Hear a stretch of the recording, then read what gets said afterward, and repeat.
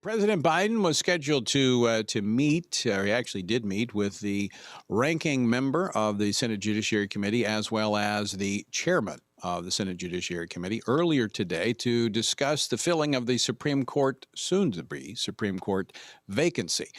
He plans to fill the spot with the first black female justice. Meanwhile, in the Senate, senior Democrats again said they would keep to an expeditious timeline for consideration of President Biden's eventual pick, which is expected later this month. Here to talk about what we might expect to see in the coming weeks is Senator Todd Young of Indiana. Senator, welcome back to the program. Thanks for having me on, Tony.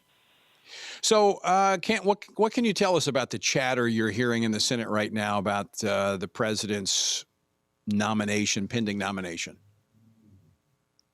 No, I think Republicans who tend to be faithful constitutionalists, people who think that judges should not play the role of legislator, but instead apply the laws as written in the Constitution per its original reading and intention.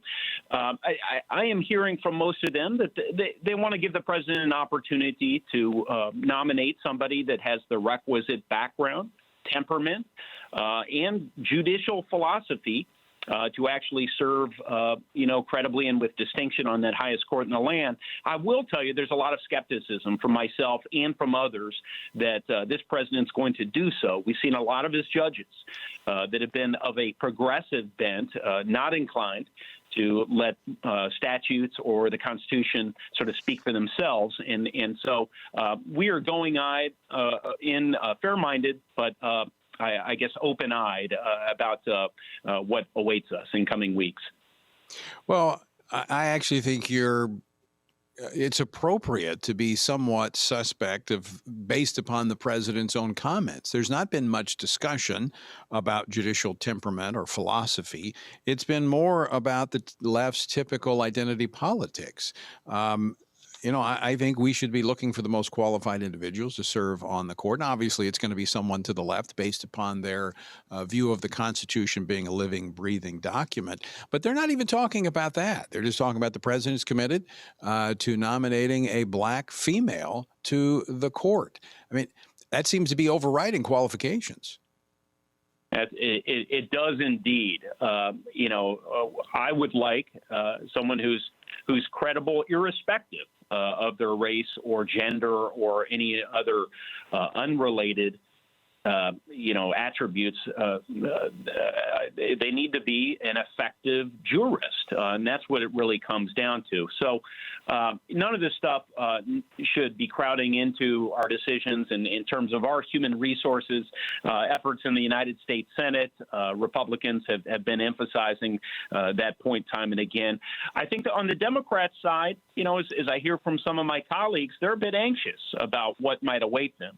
For the last year or so, they've had some grand designs about various initiatives, and not a whole lot has gone their way, to put it candidly, whether it's the influx of people from the southern border, the Build Back Better plan that never came to fruition, so on and so forth. So they're on tenterhooks, and I would characterize our side as more relaxed, understanding that in the end, Democrats are likely to have the votes to pass whatever nominee the president puts before them, and our side will still maintain a majority of very qualified members, three of which were, of course, confirmed during the Trump years. So, look, we're going in open-minded, but not absent-minded, and we'll heavily scrutinize whomever is put before us.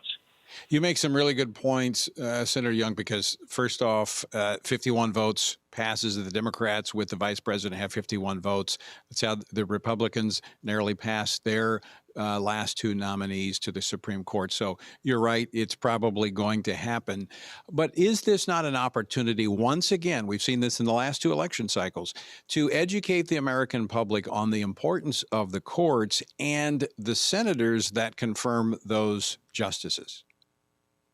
Well, it is indeed. I would say this is, if not the most fundamental and important responsibility we have. It's certainly right up there, along with, authorizing military force for our troops to go into foreign lands. I mean, this is this impacts every facet of our life, from the right to free speech, which I heard about in the previous segment, to our ability to worship whatever God we like, to our ability to bear arms. I mean, it all comes back to these fundamental constitutional rights in a way that perhaps legislating doesn't on a daily basis. So the American people need to understand just how important Republican control the United States Senate has been in recent years, and how important it could be should everything go well for the Republican Party come November. Yeah, so it's another clear contrast between the ruling philosophies of the parties. Very quickly, Senator, we're almost out of time, but I want to switch gears here on the final question. Olympics kick off this Friday. You're calling on the world community to take a stand against China's authoritarian regime ahead of the Olympics. What needs to be happening right now? Well, thank you, Tony. Look, we all need to root hard for our athletes, of course, but we shouldn't let this opportunity go to waste when we can bring some context to this grand stage on which the games are being played in Beijing. I've been calling attention to China's worst human rights abuses on social media, using the hashtag Beijing behaving badly, Beijing behaving badly, so I can highlight their gross human rights violations, their censoring of the internet, their abuses of journalists, and their ongoing genocide against Uyghur Muslims. These are the sorts of things that you're unlikely to hear on NBC. You need to hear from your U.S. senator. Well, you know what? And that's a good idea, Senator. I might, as everybody's covering the sports angle, I may cover the abuse angle next week during the Olympics. Senator Todd Young, always great to have you on. Thanks so much for joining us today.